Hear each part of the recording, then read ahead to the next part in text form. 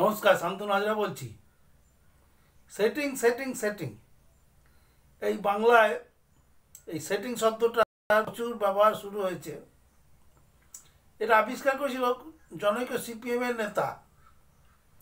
যখন মমতা বন্দ্যোপাধ্যায়কে আমাদের শ্রদ্ধেয় প্রধানমন্ত্রী নরেন্দ্র মোদী একটি ফুলের তোড়া উপহার দেয়, তখন সিপিএম এই স্লোগানটা বাড়িয়েছিল, মোদি মমতা সেটিং।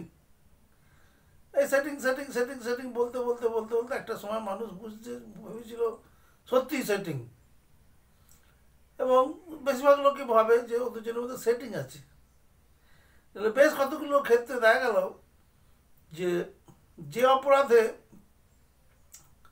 চন্দ্রবাবু নাইডু জেলে গেল, মধুকরা জেলে গেল, বা ওই শিবু সোরেনের ছেলে ঝাড়খণ্ডের মুখ্যমন্ত্রী হেমন্ত সোরেন উনি জেলে গেলেন, হচ্ছে ডবল ডবল অপরাধে তৃণমূলের কোনো মন্ত্রী, নেতা, প্রধানমন্ত্রী, মুখ্যমন্ত্রী কেউ জেলে যেত যাওয়া দূরের কথা, পুলিশের থ্রেটও করেনি, সিবিআই তাদের কিছু বলেনি, এবং সিবিআই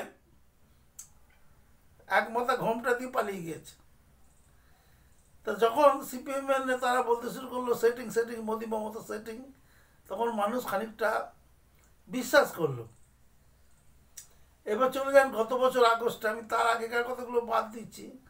আগস্টে গোটা বিশ্ব যে উত্তাল হয়ে উঠলো আরজি করে, যখন ওই ডাক্তার মহিলাকে খুন করা হলো ব্রুটালি, এবং গোটা বিশ্ব ঝাঁপিয়ে পড়লো যে ডাক্তারের যদি এই হাল হয়, তারপর নারী, উনি একজন নারী, ওনার যদি এই এই ফল হয় নাইট ডিউটি দিতে গিয়ে, তাহলে গোটা পৃথিবীতে নারীরা বিপন্ন হয়ে উঠবে। কোথাও মেয়েরা নাইট ডিউটি করতে চাইবে না। এই কলকাতার দৃষ্টান্ত দেখে দেখে ছড়িয়ে পড়বে, যার জন্য গোটা বিশ্ব ঝাঁপিয়ে পড়েছিল যে এর বিচার হোক। এবং যত জল গড়িয়েছে, মানুষের মনে এটাই মনে হয়েছে যে এই অন্যায়টা, এই অধর্মটার জন্য তৃণমূলই দায়ী। জানি না কে দায়ী, তার ব্যাপারে আমার কোনো গ্যারান্টি নেই, আমি ক্ষুদ্র মানুষ, আমি কতটুকু বলবো। তারপরে দেখা গেল যে মোদি কিছু বলল না, কারণ সেই সময় আগস্ট বিপ্লব হলো বাংলাদেশে। বাংলাদেশে সাধারণ মানুষ রাস্তায় নেমে পড়লো লাঠিসোঁটা নিয়ে তারা রাস্তায় নেমে পড়ার পর একদম প্রধানমন্ত্রীর বাড়ি গিয়ে অত্যাচার শুরু করে দিল, ভাঙচুর করে প্রধানমন্ত্রীকে তার ঘর থেকে বের করে তার তল্পিতল্পাত গুছিয়ে দিয়ে তার কাঁধে রেখে দিয়ে তাকে ভারতে পাঠিয়ে দিল। ভারতকে আশ্রয় দিয়ে রেখেছে, মানে বাঁচিয়ে রেখেছে, কীভাবে আছে তারাই জানে। সেই সময় মানুষ চাইছিল যে এই আগস্ট বিপ্লব কলকাতাতে হোক, এবং এখানকার শাসককে ওইভাবেই তাড়িয়ে দেওয়া হোক। কিন্তু তখন কেন্দ্রীয় সরকার দৃঢ় পদক্ষেপে এই এই বিক্ষোভ দমন করেছেন। তারপরে আরও সেটিংয়ের তত্ত্ব এসেছে, সেটিং সেটিং সেটিং। এবারে একটা কথা খুলেই বলা যাক, এই ধরনের ধরুন এই বাংলা, বিহার, সেই ধরনের প্রাদেশিক মুখ্যমন্ত্রীরা কী করেন, তাদের উদ্দেশ্য কী? তারা হচ্ছে গুড অ্যাডমিনিস্ট্রেটিভ দেওয়া তাদেরকে, যাতে দিনের বেলায় চোর ডাকাতে বেরিয়ে না পড়ে, পুলিশ সজাগ থাকে, পুলিশ সবসময় অন্যায়ের বিপক্ষে ঝাঁপিয়ে পড়ে। এবারে যত বড় নিন্দুকই হোক, যে পশ্চিমবঙ্গে যে অরাজক হয়ে গেছে এটা কেউ বলবে না। পুলিশি ডিউটিটা ঠিকই আছে, কিন্তু কিছু তৃণমূল নেতা তারা অধর্ম করেছে, চুরি করেছে, সাধারণ মানুষের কাছ থেকে টাকা তুলেছে, এবং সরকারের যে কোনো একটা গঠনমূলক কাজ হলেই পার্টির নেতারা বেরিয়ে পড়ে তোলাবাজিতে, ও টাকা তোলে যে হ্যাঁ তোমার ছেলে চাকরি করে দেবো, তুমি এই এই স্কিমটা পাবে, তুমি এই আবাস যোজনা টাকা পাবে, এইভাবে টাকা তুলতে শুরু করে, এবং জনমানুষে একটা পার্টি সমাজের বিশাল প্রভাব পড়ে। এদিকে কেউ কিছু বলে না, যেন কেউ নেই, কেউ বলার কেউ নেই। ভারতবর্ষটা একটা বাপমাহীন দেশ, এখানে সবাই যে যা পারে, আবার ক্ষমতা আসলেই হলো, ভোটে জিতলেই হলো, যে যা পারে করতে পারো। কিন্তু নরেন্দ্র মোদী বা কেন্দ্রীয় সরকার, সে যে পার্টিরই হোক, তারা জানে যে দেশটা চালাতে গেলে কোনো দিনই তাড়াহুড়ো করা যাবে না। ধরুন মমতা ব্যানার্জিকে হারাতে গেলে ভোটের মাধ্যমে হারাতে হবে। মহামাটি সরকার উৎখাত করতে গেলে যারা উৎখাত চায়, ভোটে দাঁড়াতে হবে তাদের এগেনস্টে, জনমত প্রতিষ্ঠা করতে হবে, এবং মানুষ যদি আপনাকে ভোট দেয় তবে আপনি হবেন পরিবর্তিত মুখ্যমন্ত্রী। অর্থাৎ তৃণমূলের মুখ্যমন্ত্রী ছিল, আপনি হলেন, আপনি এক হরিদাস পাল, আপনি হলেন আইটি পার্টির মুখ্যমন্ত্রী, এবং আপনি গুছিয়ে বাগিয়ে থাকবেন। এটাই হলো রাজত্ব, এটাই হলো। এই মমতা ব্যানার্জি যা করেছেন, এই সরকারটার নাম বলতে শুধু মমতা ব্যানার্জি, আর কেউ কোথাও কিছু নেই।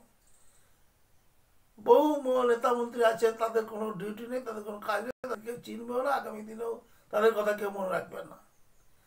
মমতা ব্যানার্জি একাই 100, উনি একাই বোধহয় সোরের বই লিখেছেন। কীভাবে লিখেছেন, টাইম কোথায় পেলেন?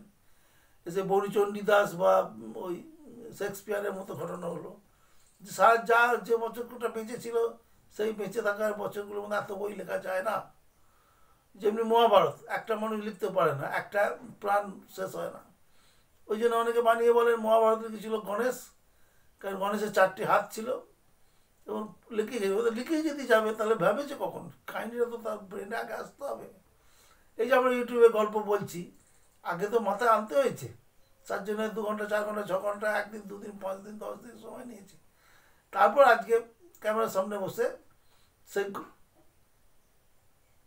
সেটা বলতে পারছি। তো সেইভাবে কেন্দ্রীয় সরকার দেখেছে এই মুহূর্তে যদি মমতা ব্যানার্জিকে ফেলে দেওয়া হয়, তাহলে কী হবে? এই বাংলা জুড়ে একটা অরাজকতার সৃষ্টি হবে। বাংলা হলো, পশ্চিমবঙ্গ হলো ভারতবর্ষের শ্রেষ্ঠ রাজ্য। যত জ্ঞানীগুণী এখানে জন্মান, এখান থেকেই গোটা ভারতবর্ষকে লিড করে গোটা বিশ্বকে জানান দেয় যে আমরা ভারতবাসী।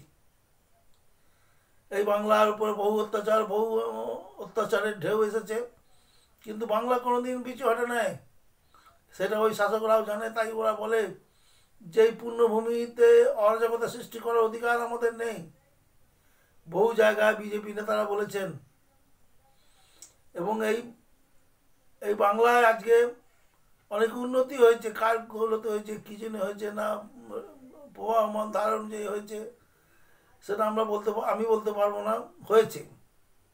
আজ মানুষ দুবেলা দুমুঠো খেতে পাচ্ছে, সে বামপন আমল থেকে এই উন্নতিটা লক্ষ্য করা গিয়েছে। এবং অ্যাডমিনিস্ট্রেশন খুব ভালো আছে। এখন আর সন্ধ্যা হলেই ধুম ধাক্কা বোম পড়ে না। একটা জায়গায় যখন বোম পড়ে তার চুল যারা বিশ্লেষণ হয়, এবং ক্রিমিনালদের ধরে ওই তো কালীগঞ্জের ভোটের পরে আনন্দ করতে গিয়ে একটি বাচ্চা মেয়েকে মেরে ফেলেছে বোমের আঘাতে। এ কী হবে দেখবেন, যারা মেরেছে তারা নিঃশেষিত হয়ে যাবে। হ্যাঁ, অনেকে বলছেন হয়তো জামিন পেয়ে যাবে। তা আইনের ছাড় আছে, আইনের মধ্যে সবাই সুযোগ নিতে পারে, সেই সুযোগে অনেকেই ছাড় পেয়ে যায়। বিজেপি অনেক সময় সেই সুযোগে তার ক্রিমিনালদের ছাড়িয়ে নিয়ে আসে, তৃণমূল তো নিয়ে আসেই।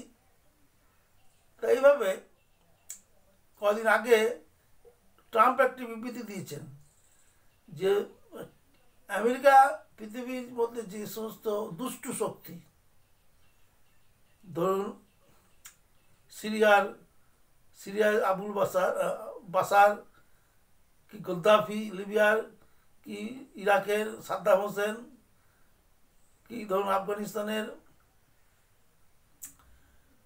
তালিবানরা, এবং অধুনা ইরানের এই খামেনি এরা, এইভাবে বিভিন্ন দেশ মানব জাতির পক্ষে শত্রু হয়ে দাঁড়িয়েছিল। এবং তারা তাদের অদম্য জেদ এবং একটা ধ্বংসাত্মক আইডিওলজি নিয়ে পৃথিবীকে চ্যালেঞ্জের মুখে দাঁড় করে দিচ্ছিল। তবে ট্রাম্প বা গোটা বিশ্বের মানুষ ট্রাম্পকে নেতৃত্ব করে রুখে দাঁড়ায়। এবং দেখা গেল যে আমেরিকা দাদাগিরি করতে গিয়ে যেখানে হারিয়ে দেয় সেই দেশে তারা কলোনি প্রতিষ্ঠা নির্বাচিত তাদের ভালোবাসার কাউকে ওইখানে রাজা করে দিয়ে প্রধানমন্ত্রী করে দিয়ে দেশে ফিরে যায়। কিন্তু দেখা গেল তারপরে সেই দেশটা ধ্বংস হয়ে যায়। শুধু অনাচার সে একই জিনিস লিবিয়াতে হয়েছে। লিবিয়াতে আজকে রেড লাইট এরিয়ার মতো গোটা বিশ্ব দেশটাই রেড লাইট এরিয়া। আফগানিস্তানেও তাই হয়েছে।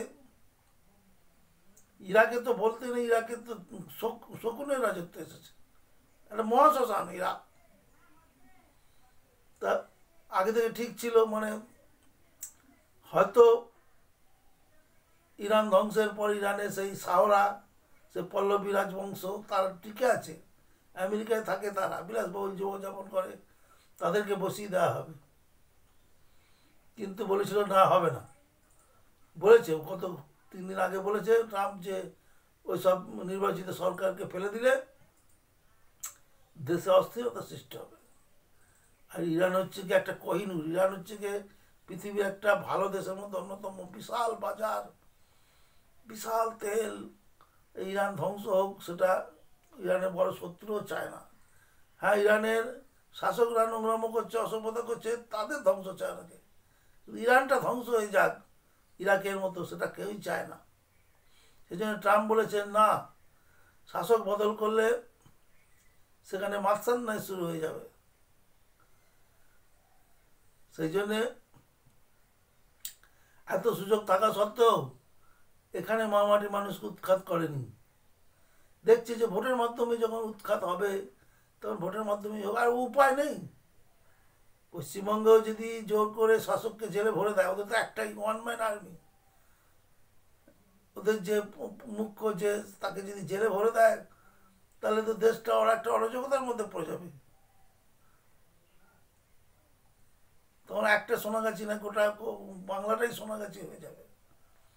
যে পৃথিবীতে 2-3 ধরনের রাজত্ব আছে, একটা হচ্ছে কি জঙ্গলের রাজত্ব, কেউ কাউকে মানে না, সবাই সবাই গুলি করে মারতে চায়। আর একটা হচ্ছে রেড লাইট এরিয়ার রাজত্ব, সেখানে সবই আছে কিন্তু ঘুমন্ত অবস্থায় আছে।